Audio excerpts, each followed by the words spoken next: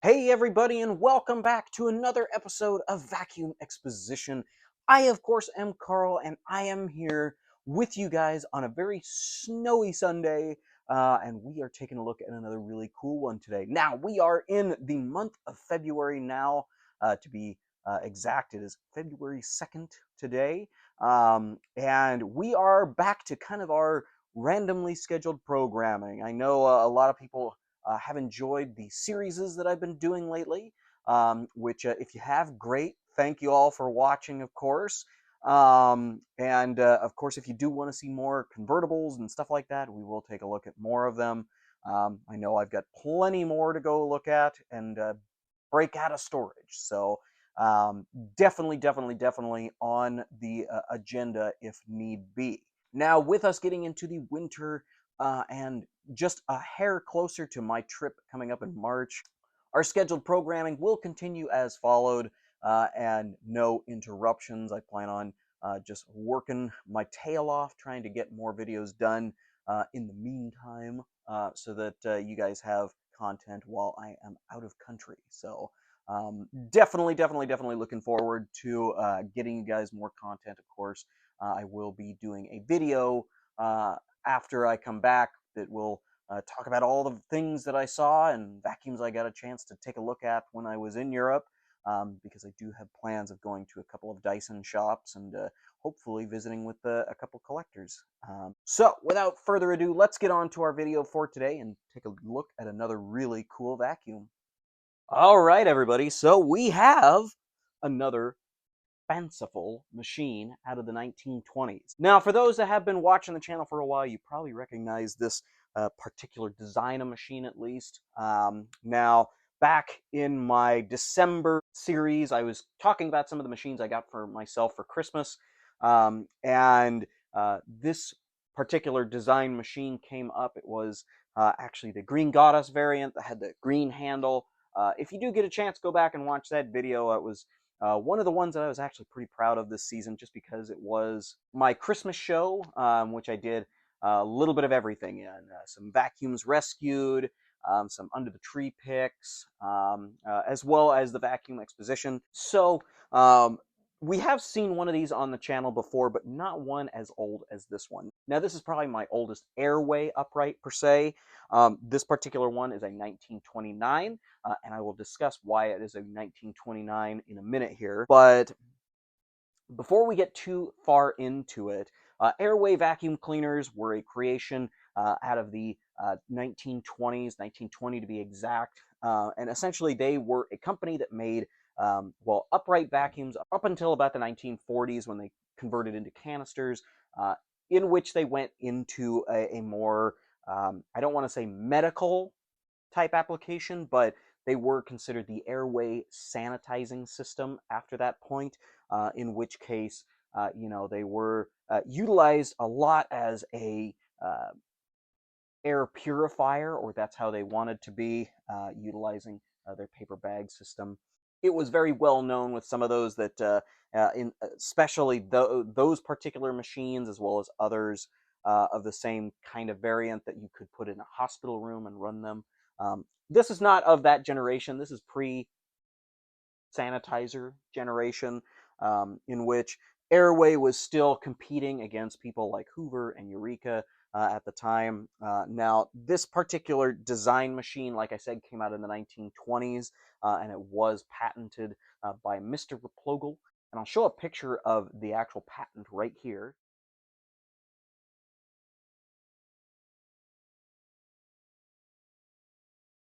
As you can see, it is a very interesting but simple design, utilizing a very direct air system, as well as a suction diverter valve. Now, for those that didn't watch the last video, the big thing about these Airway upright vacuum cleaners was the diverter valve. Now, when I say that, I mean this big thing right here. This dome right here, it says Airway, looks very decorative, is actually the way that you would um, change the suction as well. So it looks like it doesn't move, but actually there's a big arrow right here. So essentially what this arrow is pointing to is the way that the air is being directed at this time. So right now, if I were to turn it on, the suction would be directed to the nozzle right here because that's where the arrow is. Essentially what that is just a big rectangular space that's opened that essentially, if you turn, that space goes around, kind of like a merry-go-round.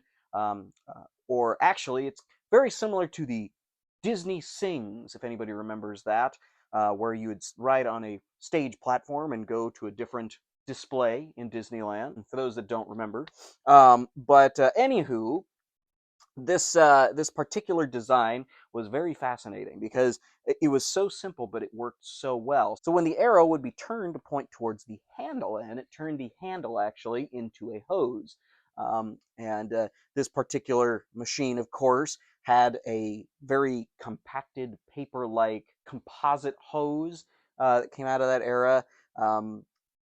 Some other forms similar to that were Bakelite or other things like that. This, of course, did have a corded or a braided cord on it. So what we in the vacuum world consider a lamp cord, just because lamps from this era tended to have more cloth-covered cords. But very, very fascinating machine, especially because it was just so simple to turn this to change the diverter valve to the handle. Now, this particular machine also did have a few other extra features.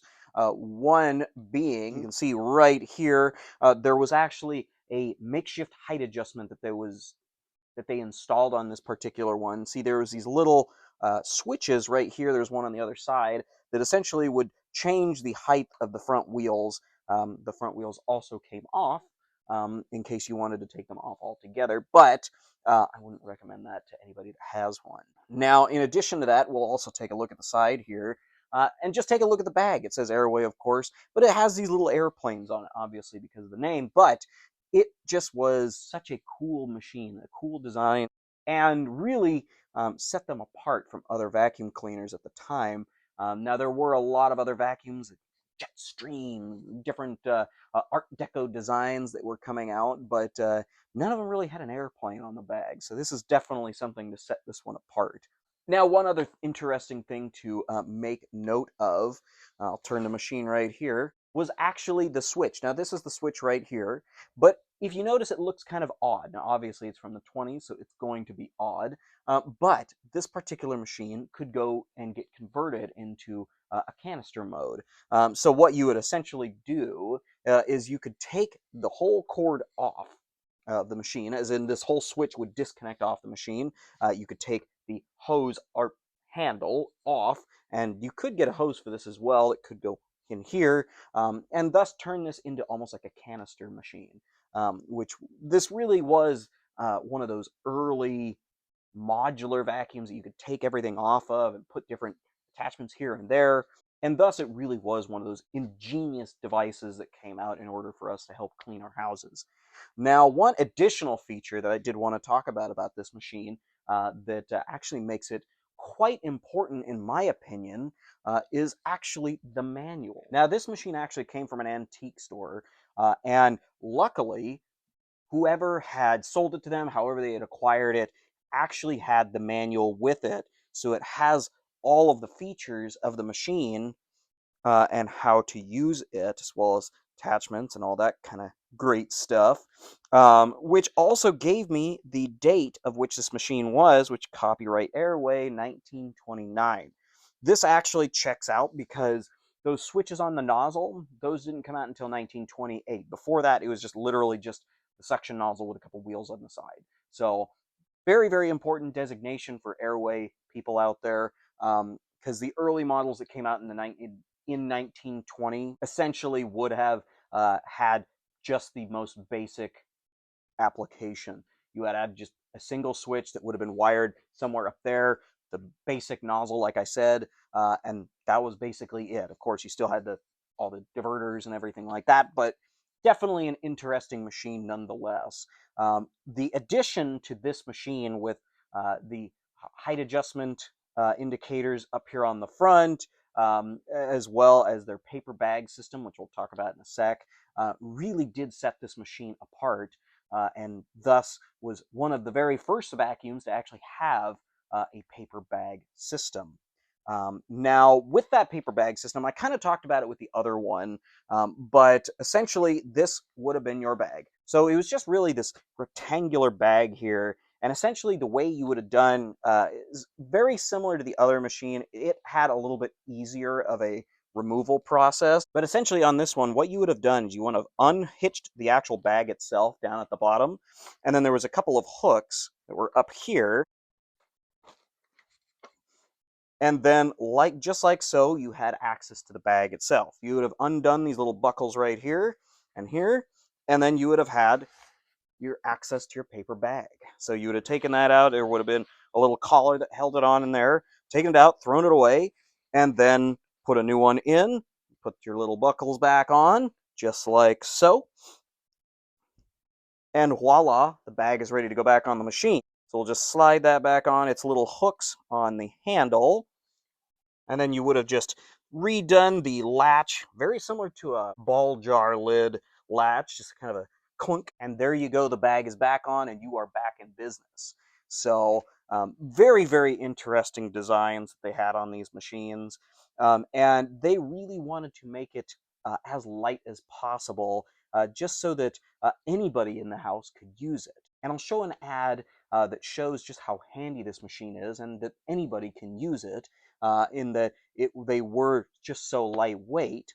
So I'll show that ad right here.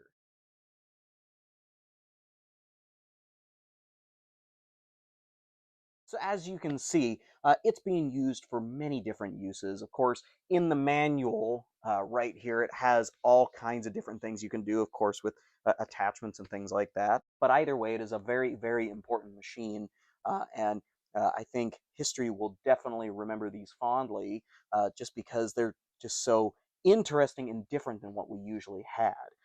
Now, these machines are getting quite rare. They used to be very, very prevalent. They made quite a few of these. A lot of people liked them. They were a pretty affordable price when they came out, so being able to acquire one of these and use it in your home was fairly easy. However, this is from 1929. It is 2025, so we're looking at 100 years almost of this thing being around and still being in complete shape. Now, unfortunately for Airways, especially these uprights, is this big dome right here. Now, it was made out of, I believe it's called lucite, or something along those lines. It is a extremely thin, clear plastic, and it was made, of course, 100 years ago. So a lot of the time, these are broken out, they're cracked. Even this one has a teeny little crack at the bottom right there that I got to be careful of. My green goddess, even though I didn't think that it was cracked, when I was putting it back in my storage, I went to look at it, and there, lo and behold, was a crack that I couldn't even see. Um, and sometimes those just happen just because of changes in temperature. And I mean, otherwise, it's a vacuum cleaner. Where do you run a vacuum cleaner into? The couch. And if the couch is kind of high up, it's going to hit right against that. So those tended to get broken, and they did make replacement ones. And I actually have a replacement one that is non-Airway branded, but it was definitely a replacement, but definitely looked kind of different. But either way, it definitely was a fail point on this particular machine, even going back to when they were made. So very, very interesting. Now, how did I get this machine? Um, Now, my good friend Dan, he's actually helped me find several machines. I've shown a few machines over the years that have been impacted by him. So he has been a big support of my channel for, well, since the infancy of it.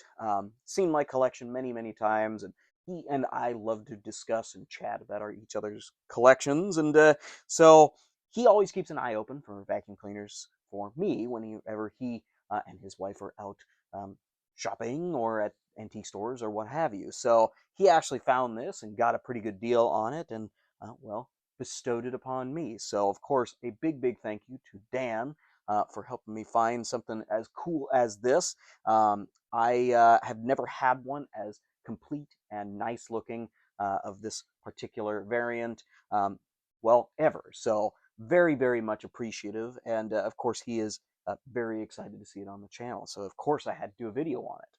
So, But anyways, let's get on to our run demo for today and see how this thing, well, runs on the floor.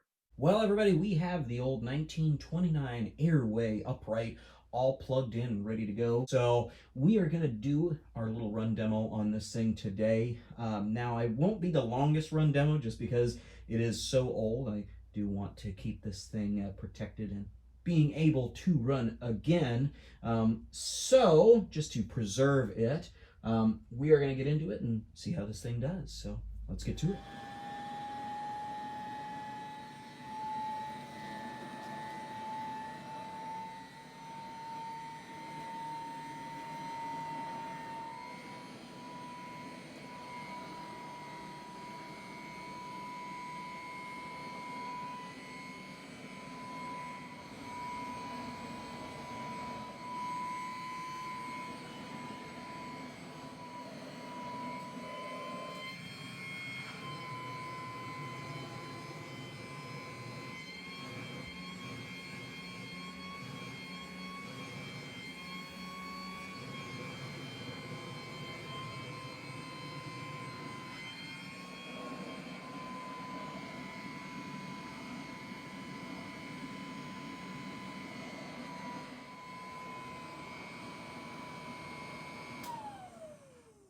Well, everybody, this thing actually did pretty well, and I keep this area kind of separate so that it doesn't get vacuumed when I vacuum throughout the week. So to actually hear this thing pass a good amount of air as well as actually get down and deep, it actually does quite a good job on the floor with direct suction right here to here. There's not a lot of places for clogs to happen. So it is pretty powerful in its own way. I also went ahead and did something I didn't do in the last Airway upright video I did, and actually did test the suction diverter so that it did change, of course, you probably noticed in the motor whine, but it did change the suction to the handle, and it did actually have quite a good bit of suction. So I hope you all enjoyed our little run demo for today. Well, everybody, thank you again for joining me today. Of course, this was a very special machine and special video to make. I've been meaning to make it for quite some time, but was wanting to do a very special one being, well, the month of February. We are starting a new chapter in which we're just doing, whatever comes up. So, but this is a really cool machine, of course, very special to me just because it is a gift from a good friend. And again, a big thank you to Dan who found this for me. Um, he will be watching, hopefully, so I can't wait for him to see this. So, but these old machines, they are so interesting and funky and just so strangely designed, being so simple, but also so handy and complex. Kind of like a Kirby in some ways. I mean, obviously not in design wise, but kind of like a Kirby in the way that it just, you had so many functions that you could do with this machine, and that would essentially help you to do all of your cleaning instead of just doing some of it and then having to get another appliance for the rest of it. This, of course, is one that ain't gonna go anywhere because it is a very special machine. I'm kind of thinking that maybe when I get a museum, I'll take all three of my Airway upright machines and hang them up kind of like maybe like a witch's broomstick kind of themed or something. I don't know. Maybe. Kind of an interesting idea. Guess I'll have to think about it. But either way, it was a really fun one to make today. Of course, I can't wait for those who have been involved to see it.